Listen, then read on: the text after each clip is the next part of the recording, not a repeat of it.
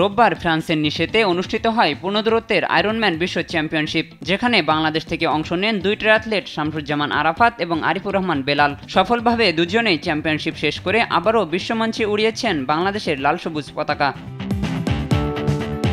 রোববার স্থানীয় সময় ভোর 6টায় শুরু হয় এবারের আয়রনম্যান বিশ্ব চ্যাম্পিয়নশিপ। এখানে 35 থেকে 39 বছর ক্যাটাগরিতে অংশ নেন আরাফাত। মোট 11 ঘন্টা 38 মিনিট 58 সেকেন্ড সময় নিয়ে সাঁতার, সাইক্লিং এবং দৌড় শেষ করেন তিনি।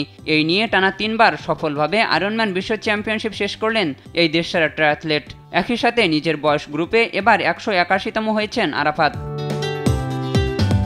অন্যদিকে সফলভাবে এবারের আয়রনম্যান চ্যাম্পিয়নশিপ শেষ করেছেন আরেক বাংলাদেশি আরিফুর রহমান বেলালও। এবারের আসরে 40 থেকে 44 বছর ক্যাটাগরিতে অংশ নেন তিনি। সাঁতার, সাইক্লিং এবং দৌড় শেষ করতে তিনি সময় নিয়েছেন 13 ঘন্টা 43 মিনিট 14 সেকেন্ড।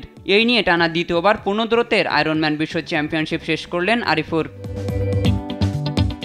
আয়রনম্যান বিশ্ব চ্যাম্পিয়নশিপ এমন একটি প্রতিযোগিতা যেখানে একজন প্রতিযোগীকে 17 ঘন্টার মধ্যে 3.8 কিলোমিটার সাঁতার, 180 কিলোমিটার সাইক্লিং এবং 42.2 কিলোমিটার দৌড় সম্পন্ন করতে হয়। বিশ্বের বিভিন্ন দেশের প্রায় 2500 ট্রায়াথলেট বিভিন্ন বয়স ভিত্তিক গ্রুপে এবারের আয়রনম্যান চ্যাম্পিয়নশিপে অংশ নিয়েছেন।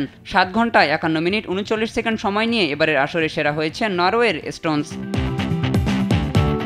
শাহিনুর আলম, স্পোর্টস ডেস্ক, দেশ টিভি।